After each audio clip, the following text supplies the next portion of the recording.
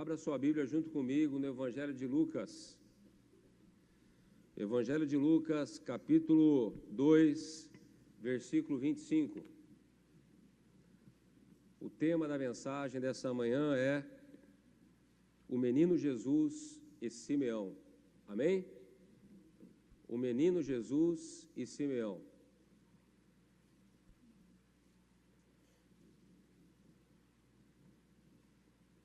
Evangelho de Lucas, capítulo 2, a partir do versículo 25.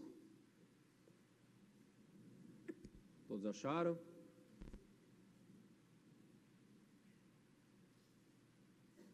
Amém? Diz assim: em Jerusalém havia um homem chamado Simeão. Este homem era justo e piedoso e esperava a consolação de Israel.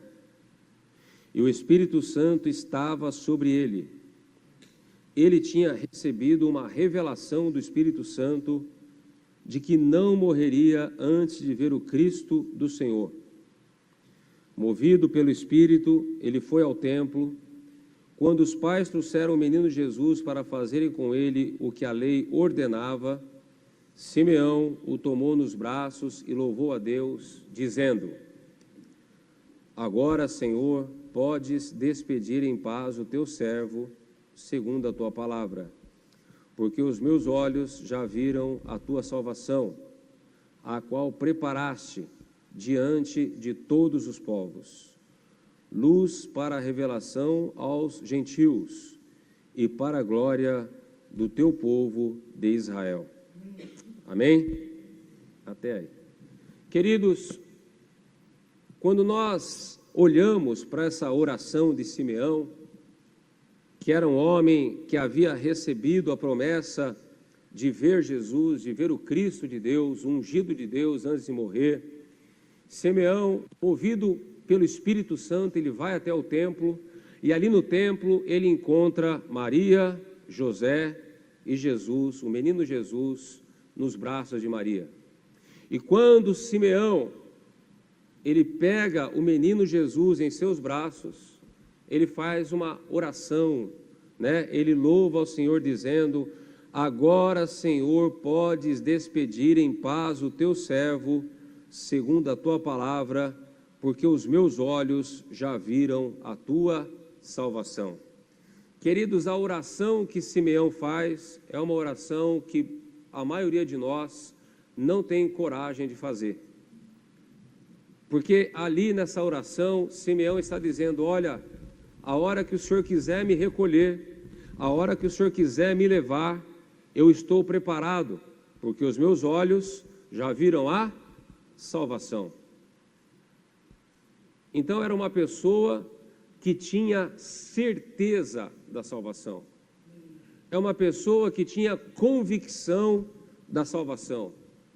Ele estava preparado para morrer. Ele estava preparado para ser levado pelo Senhor.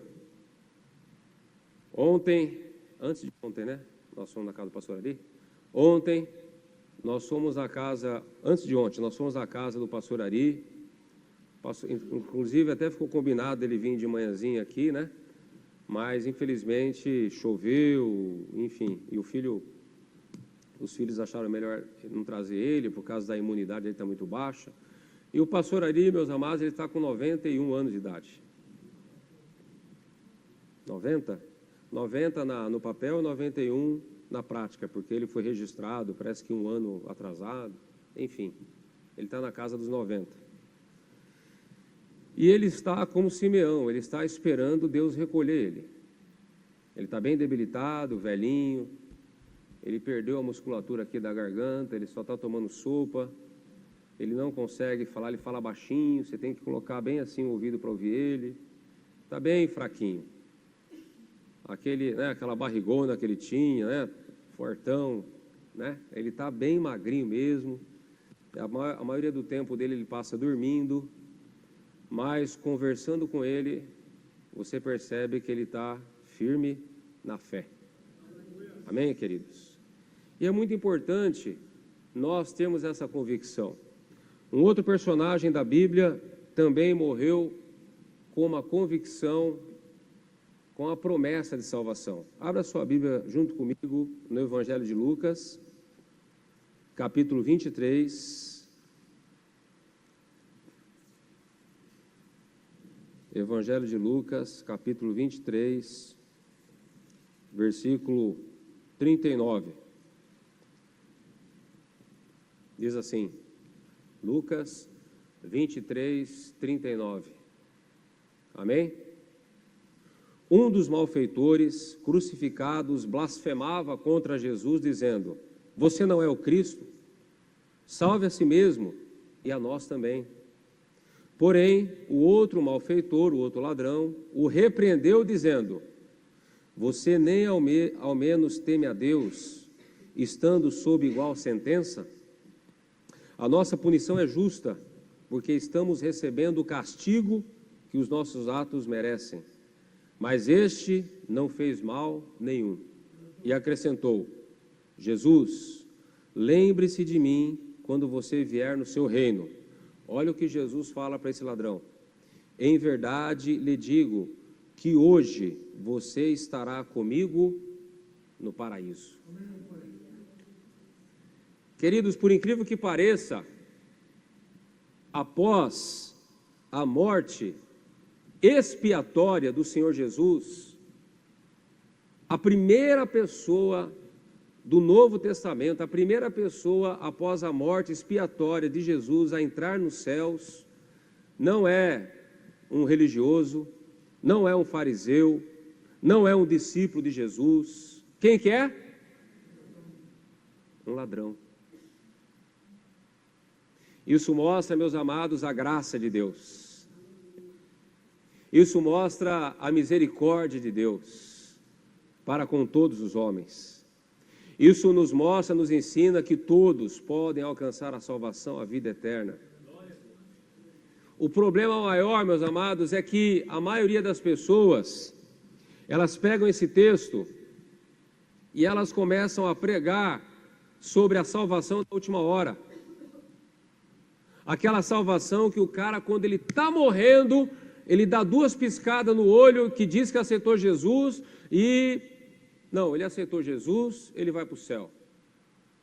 As pessoas pegam esse texto e falam: não, eu vou viver a vida, eu vou curtir, né, eu sou muito novo ainda, tal, o ladrão da cruz, ele morreu na última hora ali, ele foi salvo, então eu vou curtir minha vida, tal. Quando eu ver que eu estou morrendo, eu me converto a Deus, aí eu sou salvo, vou para o céu.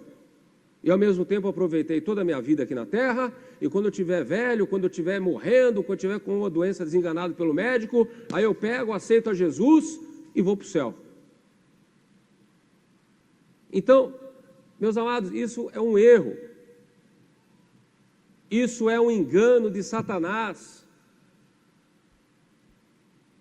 Esse ladrão da cruz, ele não teve aquela oportunidade de servir a Cristo.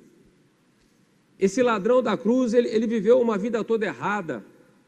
Mas eu não sei em que momento da vida dele, se na prisão ou ali na Via Cruz, ali onde Jesus estava com a cruz e eles também, eu não sei em que momento que esse homem teve a revelação, diga revelação, teve a revelação de que Jesus Cristo era o Senhor, de que Jesus Cristo era santo e o principal, de que Jesus Cristo era rei de um reino.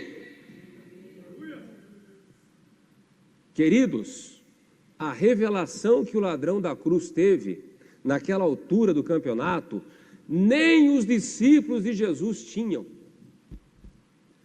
Os discípulos de Jesus ainda não tinham entendido que Jesus estava ali para estabelecer o reino de Deus e não o reino dos judeus. Tanto que os discípulos eram tão tapados que depois da morte, depois da ressurreição, lá em Atos capítulo 1, quando Jesus estava subindo, eles perguntaram para Jesus: quando que o Senhor vai restaurar o reino de Israel? Olha só, depois de 3 anos de discipulado, depois de ver milagres, Depois de ver a ressurreição, os 11, né, que o Iscariotes suicidou, os 11, tapados, ainda estavam insistindo com ele, quando o Senhor vai restaurar o reino de Israel. Eles ainda não tinham compreendido a questão espiritual, o reino espiritual, né, o estabelecimento do reino de Deus, o propósito pelo qual Jesus viera. Mas o ladrão, aliás, eu gosto de chamar ele de ex-ladrão. O ex-ladrão, olha o que ele fala no versículo 42. Lembre-se de mim quando você vier no seu reino. Em outras versões diz, lembra-te de mim quando entrares no teu reino. O que Jesus falou para ele? Hoje mesmo estarás comigo no paraíso. Existe um paraíso para mim e para você após a morte. Amém, queridos? Agora, não se entra nesse paraíso de qualquer jeito, como muitos pregam por aí. A salvação não é essa salvação barata que muitos pregadores pregam por aí. Essa graça que pode tudo, que você pode viver uma vida cheia de pecado e depois você já está perdoado e você já está com o pé lá no céu. Negativo. Em primeiro lugar, nós temos que entender que para a pessoa entrar no céu, para alcançar a vida eterna, ela tem que nascer de novo. Amém? Lá em João, abra sua Bíblia comigo em João, Evangelho de João, capítulo 3, versículo 1, diz assim: havia entre os fariseus um homem chamado Nicodemos, João capítulo 3, versículo 1, um dos principais dos judeus. Este de noite foi até Jesus e lhe disse: Rabi, sabemos que o Senhor é mestre vindo da parte de Deus, porque ninguém pode fazer esses sinais que o Senhor faz, se Deus não estiver com ele. Jesus não é aquele pregador bonzinho. Jesus não era aquele pregador que passava a mão na cabeça. Jesus já fala assim no versículo 3: em verdade lhe digo que se alguém não nascer de novo, não pode ver o reino de Deus. Já deu na lata já. Já deu na lata. Quem não nascer de novo, não pode ver o reino de Deus.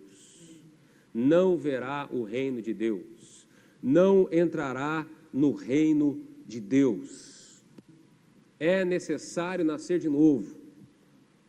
Aí você fala: mas pastor, para nascer de novo é só aceitar a Jesus como Salvador. E é verdade. Romanos capítulo 10, versículo 9 diz assim: se com a boca confessar a Jesus como Senhor, Romanos 10, 9. Se com a boca confessar Jesus como Senhor e em seu coração crer que Deus o ressuscitou dentre os mortos, você será salvo. Amém? Romanos 10, 9. Se com a tua boca você confessar que Ele é o Senhor e que Deus o ressuscitou, você será salvo. Agora, meus amados, para pensar comigo. Eu vou falar de mim.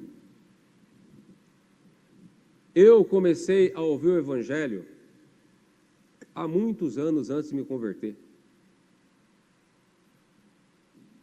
E depois que eu aceitei a Jesus como Salvador, como está escrito em Romanos capítulo 10, versículo 9, eu demorei 1 ano para batizar. Porque, queridos, em algumas pessoas, eu já testemunhei isso, em algumas pessoas eu percebo que exatamente naquele momento em que ela está aceitando a Jesus como Salvador, a gente percebe que ela está realmente nascendo de novo. Porque você percebe que a pessoa, ela realmente foi transformada, ela foi mudada. O pensamento mudou, a atitude mudou, a visão do mundo, ela mudou totalmente. É aquela pessoa que se converte e não dá trabalho nenhum para você na igreja. ela mesma já para de fumar, já para de beber, já para de falar palavrão, ela se sente mal com o pecado, ela se sente mal quando faz alguma coisa errada, ela sente falta quando não vem no culto para a igreja, ela quer estar aqui na igreja, né? Aquele primeiro amor. Agora, não é com a maioria que acontece isso. Por exemplo, quando nós lemos o texto de Gálatas, abra sua Bíblia comigo em Gálatas capítulo 4, versículo 19. Gálatas 4,19. Meus filhos, por quem, de novo, estou sofrendo as dores de parto. Olha só a parte final do versículo. Até que Cristo seja formado em vocês. Então, é fato que existe aquela pessoa que, pá, ela aceita Jesus como Salvador, mas é uma entrega verdadeira. É uma entrega real. Ela entendeu o Evangelho, ela teve revelação de Deus. E quando ela entrega a vida para Jesus, ela entrega de verdade. E ela já muda, ela já né, você percebe a transformação do Espírito Santo na vida dela, o batismo com o Espírito Santo acontece rapidinho na vida dela, ela já começa a falar em línguas, você vê a transformação, você vê o poder de Deus transformando aquela pessoa. Porém, a maioria não é assim. A maioria é isso aqui que Paulo escreveu, ó, dores e parto, até que Cristo seja formado em vocês. É aquela pessoa que ela está no processo de salvação, ela está no processo de conversão. É aquela pessoa que Cristo ainda está sendo formado dentro dela. O novo nascimento ainda não está, né, acontecendo, está em processo. É a pessoa que está em processo de conversão. Ela está frequentando a igreja, ela está buscando, ela está tentando entender, mas ela ainda não se converteu de verdade. Como os Gálatas. Os Gálatas receberam a palavra de Deus, receberam milagres, começaram bem no Espírito, como diz Paulo, mas depois alguns pregadores lá entraram naquela igreja, começaram a pregar que eles tinham que circuncidar, guardar o sábado, guardar a lei de Moisés, e ao mesmo tempo servir a Cristo, tal, bagunçou tudo com a igreja, e os Gálatas aderiram a essa seita do judaísmo. Porque, para quem não sabe, queridos, judaísmo, porque tem muito neguinho aí, muito crente aí que é fã de Moisés, que é fã daquela quipá, né?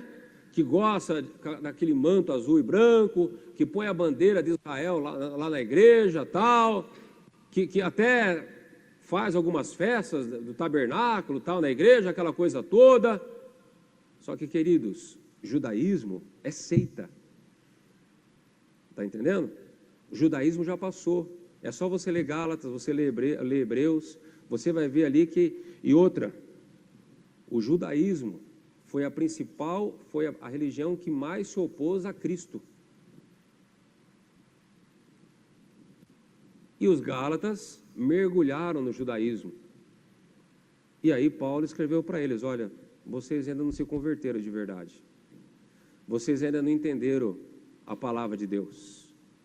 Vocês ainda não entenderam que não é pelas obras da lei que vocês serão salvos, mas através da fé em Jesus Cristo. E aí Paulo escreve esse texto para eles. Estou sofrendo as dores de parto, até que Cristo seja formado em vocês. Então, queridos, essa salvação de última hora é um negócio muito complicado, porque na maioria das vezes a pessoa nem está exercendo mais a sua faculdade mental direito, está dopada de calmante, de remédio, está internado ali, já está, né, tá vendo coisa que não... Aí o pessoal pega e fala, não, ele piscou o olho 2 vezes, eu perguntei se ele aceitava Jesus, ele piscou o olho 2 vezes e ele morreu salvo. Queridos, eu não estou aqui para julgar, só que é o seguinte, eu acho melhor ser como Simeão, ir para a morte, mas ir convicto da salvação. Ir para a morte, mas ir com a certeza de que quem está me esperando após a morte é Jesus Cristo. Amém, queridos? Isso é o ideal, né? Isso é o ideal. Porque, é como eu expliquei aqui, a conversão verdadeira ao cristianismo, a conversão verdadeira a Jesus, não é algo assim, sabe? E essa salvação, meus amados, barata, essa salvação onde a pessoa teve a oportunidade de ir para a igreja, a pessoa teve a oportunidade de se batizar, a pessoa teve a oportunidade de fazer a coisa certa, mas ela escolheu fazer a coisa errada. Aí quando está morrendo ali, quase no último respiro, eu aceito a Jesus como Salvador. Olha o texto que eu vou ler aqui agora. 1 Pedro,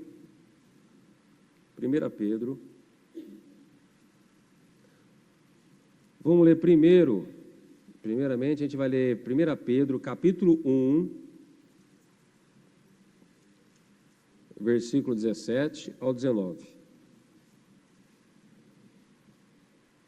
E se vocês invocam como Pai aquele que sem parcialidade julga segundo as obras de cada um, olha lá, vivam em temor durante o tempo da peregrinação de vocês. O que é a peregrinação de vocês? O seu tempo de vida aqui na terra. Vivam de que forma? Em temor. Durante o tempo da peregrinação de vocês, sabendo que, olha lá, sabendo que não foi mediante coisas perecíveis, como prata ou ouro, que vocês foram resgatados da vida inútil que seus pais lhes legaram, lhes ensinaram, mas pelo precioso sangue de Jesus. Custou caro, como de um cordeiro sem defeito e sem mácula.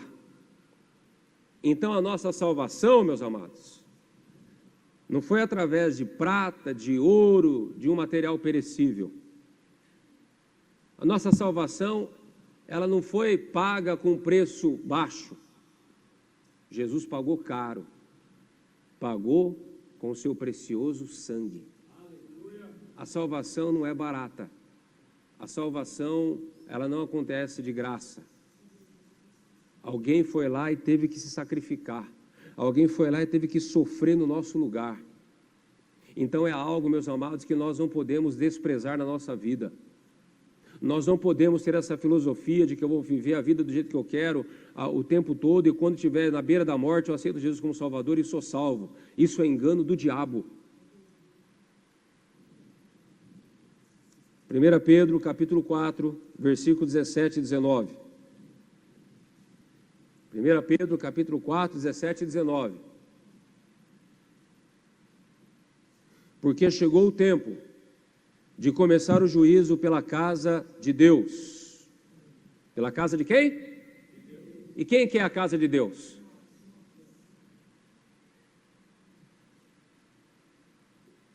Se começa por nós, qual será o fim daqueles que não obedecem ao Evangelho de Deus? Olha lá. E se olha esse versículo, não é eu, é a Bíblia. Esses versículos, os pregadores da internet não lê. E se é com dificuldade, diga dificuldade, que o justo é salvo, que será do ímpio e do pecador? Pedro está falando aqui que a salvação é fácil, sim ou não? Não, queridos. Assim como não foi fácil para Jesus morrer na cruz por nós, também não é fácil para nós alcançar a salvação como se fosse uma coisa banal. Não é servindo a Deus com leviandade. Não é servindo a Deus brincando com o pecado. Não é servindo a Deus apaixonado por esse mundo. O cantor tal vai cantar em tal lugar, eu vou lá participar do show. O Leonardo vai cantar aquela música sertaneja, quando eu era do mundo eu gostava, eu vou lá assistir o show. Vai assistir o show. Vai lá ver o Leonardo, vai lá assistir o show do conjunto de rock lá, não sei lá o quê. Vai lá. Vai servindo a Deus dessa forma. Vai servindo a Deus curtindo com o mundo. Está perdendo a salvação, meu irmão. Prega isso para os jovens, Raquel. Tem muito jovem que está perdendo a salvação. Vem aqui para a igreja e depois vai assistir show do mundo. Eu vou curtir lá. Não tem nada demais ouvir uma musiquinha do mundo, não tem nada demais curtir um showzinho do mundo. Vai lá. Olha o que está escrito na Bíblia. Vivam com temor. Vivam com temor o seu tempo de peregrinação aqui na terra. Como eu disse na semana passada, nós somos chamados para adorar a Deus, nós somos chamados para buscar a Deus, nós não fomos chamados para ser coniventes com esse mundo, mas pelo contrário, meus amados, nós somos chamados para reprovar as obras das trevas desse mundo, e não para conviver, ser conivente com elas.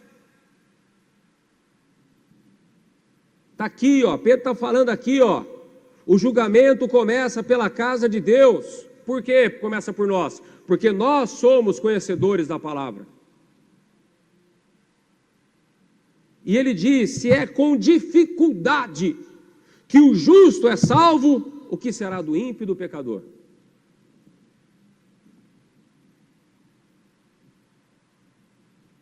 Tem muito crente, meus amados, que tem medo de morrer, sabe por quê? Porque não tem certeza da salvação. Não tem certeza da vida eterna. E por que não tem certeza? Porque sabe que não está vivendo uma vida cristã verdadeira e real, como Jesus e como os discípulos ensinou na Bíblia.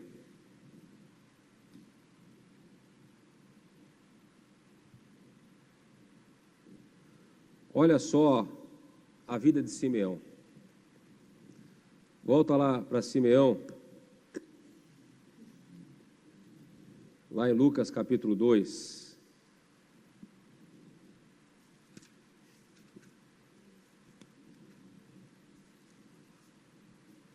Simeão capítulo... Simeão é dose, hein? Jesus amado. Simeão é dose.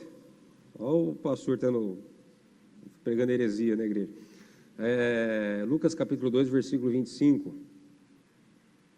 Diz assim, em Jerusalém havia um homem chamado Simeão. Este homem era o quê? Justo e piedoso. Sandra, coloca lá Tito capítulo 2, versículo 11 e 14. Este homem era justo e piedoso e esperava a consolação de Israel. Agora vamos ler Tito capítulo 2, 11 e 14. Olha lá, a graça de Deus. Que todo mundo brinca com ela. Não, estamos na época da graça, estamos na época da graça.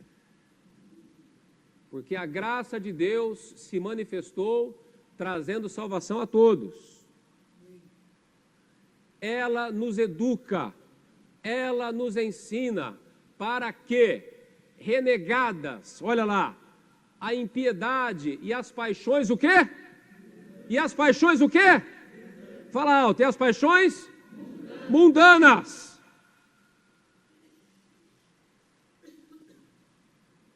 Vivamos neste mundo de forma sensata, justa e piedosa.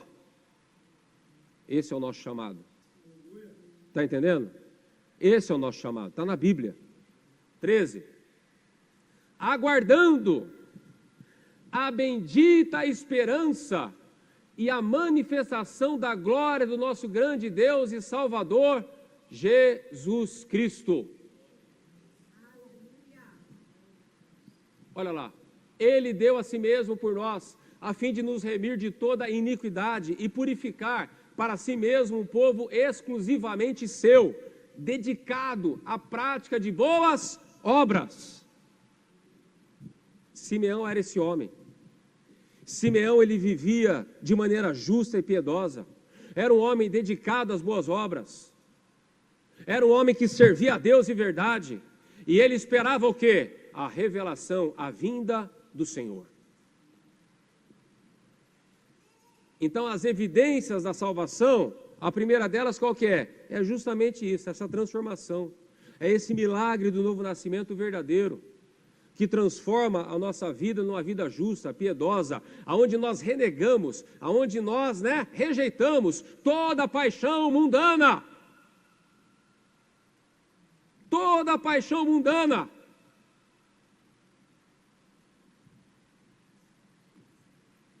Nós não fomos chamados para ser apaixonados por esse mundo. Nós somos chamados para ser apaixonados por Jesus. Aguardando a bendita. Simeão, ele era um homem justo e piedoso, e ele fazia o quê? Esperava a consolação de Israel. Ele estava esperando a vinda de Cristo, o Messias. Como que você vive? Você vive como se Jesus nunca fosse voltar? Você vive como se o arrebatamento nunca fosse acontecer? Como que você vive? Você vive pensando que daqui 20, 30, 40 anos você vai estar vivo ainda? Como é que você vive? Você vive de tal forma que se Jesus vier, você está preparado? Você vive de tal forma que se o arrebatamento acontecer, você está preparado para a vinda do Senhor? Queridos, a maioria da igreja nem fala mais do arrebatamento, nem fala mais da vinda de Jesus. E quando fala tudo errado. Não, vai voltar lá no final do Apocalipse, quando o diabo, tal, a besta, o falso profeta. Nós temos que viver de tal forma, meus amados, como se Jesus fosse voltar hoje. O cristão verdadeiro, ele aguarda, ele espera a vinda do Senhor. Ele sabe que esse mundo aqui não é para ele. Ele sabe que tudo isso aqui está sendo reservado para o fogo e para o juízo. 1 Pedro capítulo 5. Ele sabe. Simeão, ele vivia dessa maneira. Ele vivia esperando o Salvador. Ele vivia esperando a consolação de Israel. Foi-lhe dada uma promessa. E para nós também foi dada uma promessa. Que Jesus, ele viria nos buscar, amém? Eu vou para a casa do meu pai, mas eu volto. Eu estou preparando moradas celestiais para vocês. E eu vou voltar para buscar o meu povo. E nós temos que viver dessa forma, esperando a vinda de Jesus. Em primeiro lugar, uma vida justa e piedosa. Segundo lugar, esperando a vinda do Senhor. Em terceiro lugar, a revelação do Espírito Santo. Olha aqui, versículo 26. Ele tinha recebido uma revelação do Espírito Santo. O cristão verdadeiro, queridos, aquele que é marcado por Deus, aquele que é nascido de novo, ele recebe revelação do Espírito Santo. E sabe qual é a principal revelação que ele recebe? Da salvação, da vida eterna. Deixa eu perguntar uma coisa para você. Olha aqui para mim. Deixa eu perguntar uma coisa para você. Quando foi a última vez que você teve uma revelação do Espírito Santo na sua vida? Quando foi? Quando foi a última vez que você teve uma experiência com o Espírito Santo, uma revelação do Espírito Santo para a sua vida?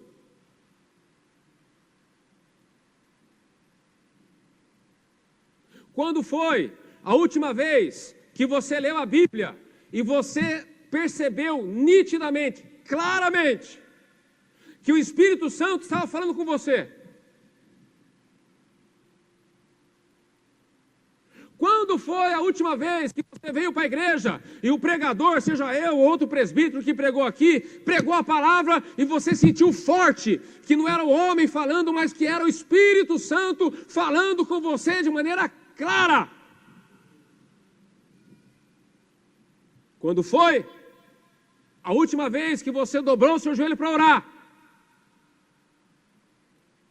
e Deus falou com você de tal forma que você sabia que era Deus? E isso nos leva a uma última pergunta.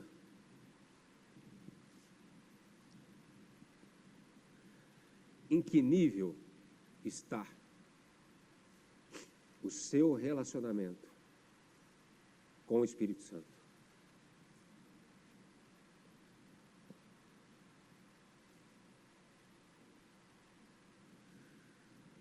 A sua vida cristã,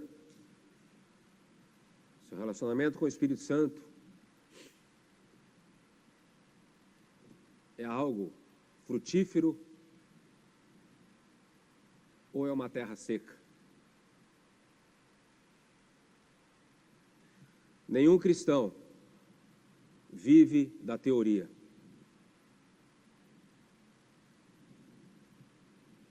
Se você é um crente teórico,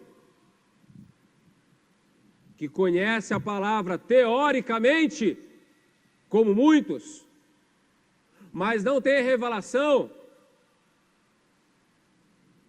está errado. Você não vai sobreviver.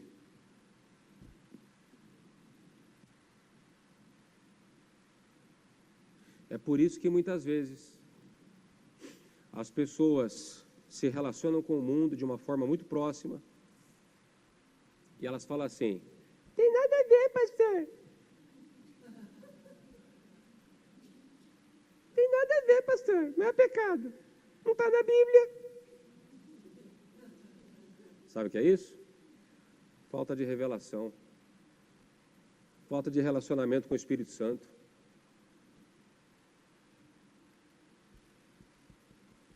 Simeão tinha a revelação do Espírito Santo. E essa revelação na vida de Simeão sustentava a fé dele. Presta atenção que eu vou falar agora.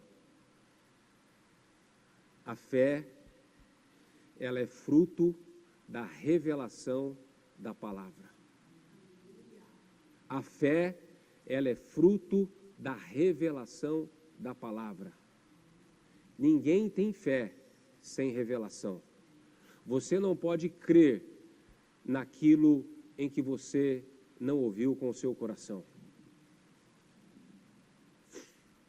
O crente teórico, ele não consegue ter uma fé legítima. Por quê? Porque não foi revelada no coração. Ah, mas precisa? Ué, o Espírito Santo foi derramado para quê? Só para nada? Só para dizer que tem o Espírito Santo? O Espírito Santo é o nosso consolador. O Espírito Santo é o nosso mestre. O Espírito Santo é o nosso guia. Jesus disse: Ele vos guiará por toda a verdade. E como que essa verdade vem? Através da revelação. Quarto lugar, diz aqui no texto, versículo 27, olha na sua Bíblia aí. Movido pelo Espírito, ele foi ao templo. Movido pelo Espírito, ele foi ao templo. Templo, lugar de adoração, lugar de pregar a palavra de Deus, lugar de cultuar o Senhor, templo, igreja. Amém? Simeão, ele foi movido pelo Espírito Santo para ir ao templo. Deixa eu perguntar uma coisa para você, meu irmão. Quanto tempo você consegue ficar longe da igreja? Quanto tempo você consegue ficar longe dos cultos de domingo? Vou fazer outra pergunta para você. Quando você falta no culto, você sente falta na semana? Ou é normal para você faltar no culto? Não, hoje eu não vou assistir pela televisão.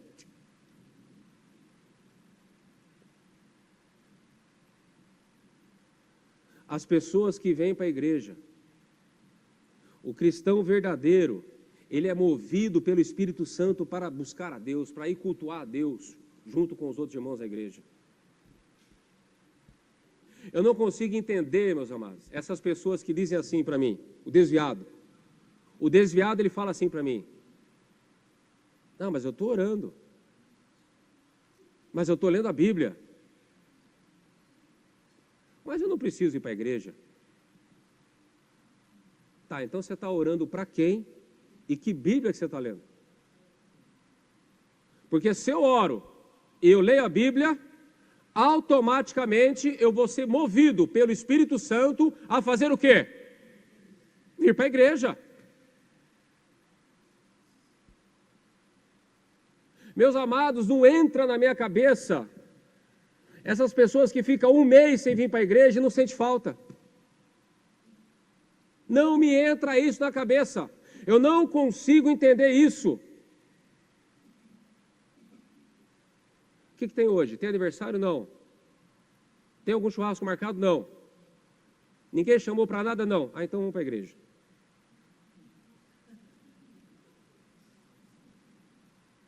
Ô, irmão, você veio negar? Eu não tinha nada marcado hoje, né, pastor? Glória a Deus. Estava com a minha agenda livre, então eu vim para a igreja.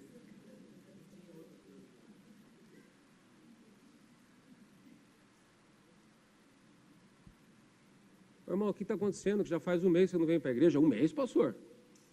Um mês? A pessoa nem dá conta. Um mês? É, irmão, já faz um mês já que você não vai para a igreja.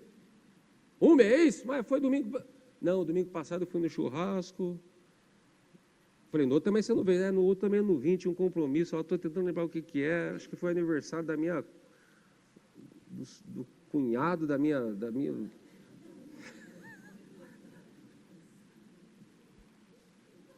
Está entendendo, meus amados?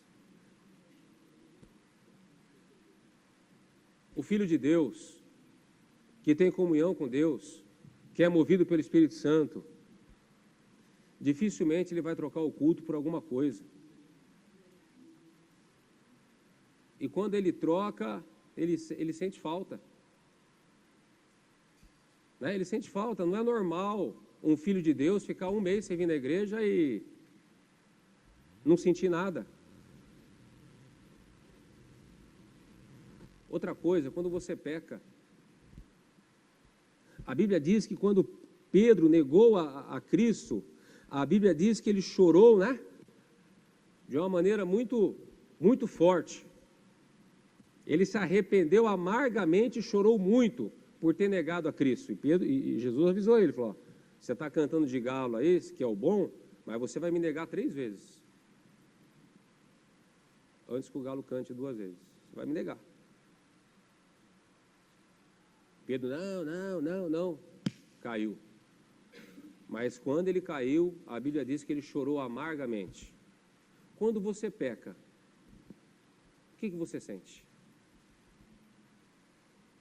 Porque quando nós estamos realmente apaixonados por Jesus e nós pecamos, a gente sente aquela dor. A gente sente aquela dor, aquela tristeza. Decepcionei o meu Jesus. Entristeci o coração de Deus. Entristeci o coração do Senhor. Né?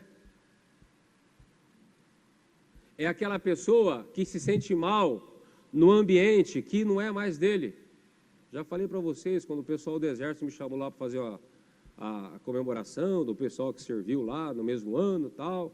Na primeira vez eu não fui, na segunda eu fui. Quando eu fui lá, meus amados, o sangue de Jesus tem poder.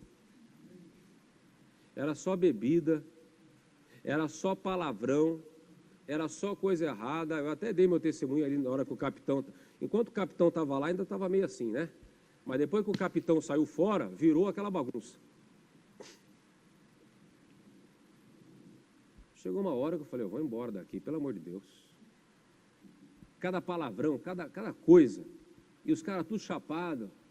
Arthur, que bom que você virou pastor, hein, Arthur? Ó, você que lá, suado, fedendo, beijando. Olha, Arthur, toma banho, rapaz. Sai pra lá. Aí colocaram no grupo. Vocês imaginam o que tinha no grupo desses indivíduos aí? Só lixo. Aí eu peguei e saí do grupo e não fui mais em confraternização nenhuma do quartel, pelo amor de Deus. Não tinha nem espaço ali para você evangelizar, não dava, os caras tudo... Então, quando você tem o Espírito Santo, quando você realmente nasce de novo, você não consegue mais se acomodar com algumas coisas. Você não consegue mais ficar sossegado, tranquilo. Em quinto lugar e último, Abra a sua Bíblia comigo em 2 Timóteo, capítulo 3, versículo 6, para acabar agora. 2 Timóteo, capítulo 3, versículo 6. Eu errei aqui. Não, é 2 Timóteo, capítulo 4, versículo 6. Quanto a mim, palavras do apóstolo Paulo, quanto a mim, já estou sendo oferecido por libação, e o tempo da minha partida chegou. Paulo já estava velho aqui já, preso nas mãos de Nero. Combati o bom combate e completei a carreira, guardei a fé. Desde agora me está guardada a coroa da justiça. Olha só, desde agora me está guardada a coroa da justiça, que o Senhor reto juiz me dará. Olha a convicção dele, me dará naquele dia. E não somente a mim, mas também a todos os que amam a sua vinda. O apóstolo Paulo, meus amados, estava prestes à morte, ele sabia que ele ia morrer. O apóstolo Pedro também, ele teve a revelação de que ele iria morrer também. E esses homens, meus amados, eles tinham convicção que eles iriam o quê? Ser salvos. Que eles iriam receber a coroa. Olha lá, a coroa da justiça. Paulo fala, a coroa da justiça que o Senhor me dará. Eu estou partindo desse mundo e eu vou receber a coroa da justiça das mãos de Deus. Paulo tinha convicção da sua salvação. Pedro tinha convicção da sua salvação. Simeão tinha convicção da sua salvação. O ladrão da cruz, depois que ele recebeu aquela palavra de Jesus, ele tinha convicção da salvação dele. Porque Jesus falou, hoje mesmo estarás comigo no paraíso. A pergunta é, e você?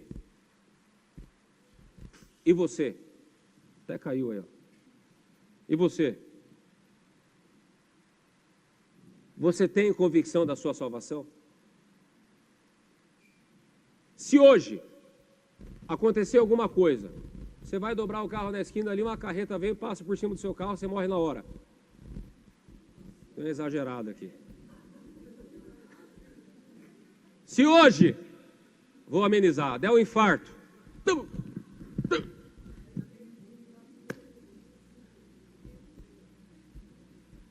se hoje acontecer alguma coisa com você, você tem convicção da sua salvação?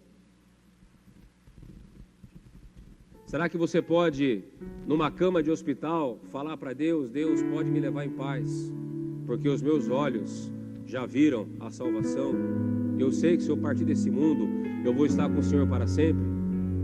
Você pode fazer essa oração, meu irmão? Você tem essa convicção no seu coração? Você tem tido revelação do Espírito Santo na sua vida? Você tem sido movido pelo Espírito? Ou você tem sido movido pelas paixões mundanas desse mundo? Vamos ficar de pé em nome de Jesus.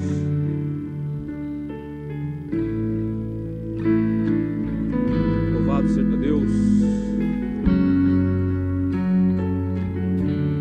Curva a sua cabeça, feche seus olhos. Essa palavra, meus amados, é uma palavra muito séria. Essa palavra é uma palavra muito pesada. Mas é uma das palavras mais importantes da Bíblia. A palavra mais importante da Bíblia não é prosperidade. A palavra mais importante da Bíblia não é a cura. A palavra mais importante da Bíblia não é a vitória nesse mundo. A palavra mais importante da Bíblia é essa, é a salvação, é a convicção, é a certeza de que realmente você nasceu de novo, que você tem o Espírito Santo e que você tem um relacionamento frutífero com o Espírito Santo, que recebe a revelação, que tem sido ministrado pelo próprio Espírito de Deus. E isso tem aperfeiçoado a sua fé, e isso tem aperfeiçoado o seu caráter, e isso tem aperfeiçoado para que você viva uma vida justa e piedosa, renegando as paixões mundanas e cada vez mais apaixonada por Jesus. Aleluia! Feche seus olhos e converse com Deus. Talvez você tenha que se arrepender, talvez você tenha que pedir perdão, talvez você tenha que, conversar com Deus aí agora e falar: Senhor, hoje o Senhor falou comigo e eu quero tomar atitudes aqui nessa manhã diante do Senhor. Fala com Deus. Feche seus olhos e fale com o Senhor, em nome de Jesus.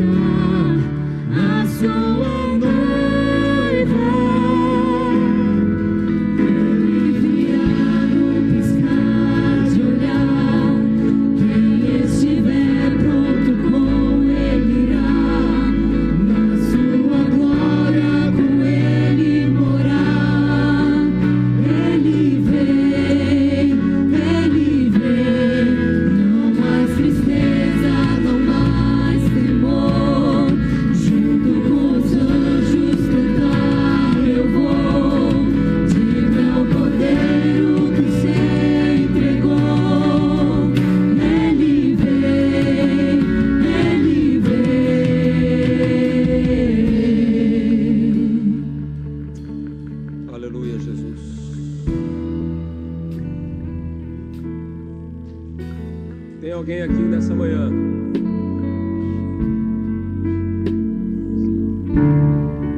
Tem alguém aqui nessa manhã que quer entregar a sua vida para Jesus de fato?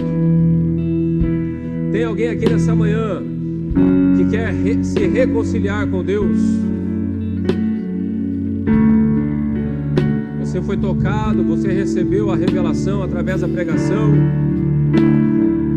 Se você quer de verdade entregar a sua vida para Jesus, se você quer de fato entregar a sua vida para o Senhor, nascer de novo de verdade, sai do seu lugar e vem até aqui à frente que eu vou orar por você. Se você quer se reconciliar com Deus, saia do seu lugar e vem até aqui à frente que eu vou orar por você. E eu não vou insistir, porque a salvação não é barata. Eu não vou insistir, porque a salvação não é algo que eu tenho que insistir para ninguém, porque Jesus pagou muito caro. Se você quer, você sai do seu lugar agora. Se você não quer, fica no seu lugar. O Ministério Louvor vai continuar ministrando. Se você quiser, sai do seu lugar e vem até aqui à frente em nome de Jesus.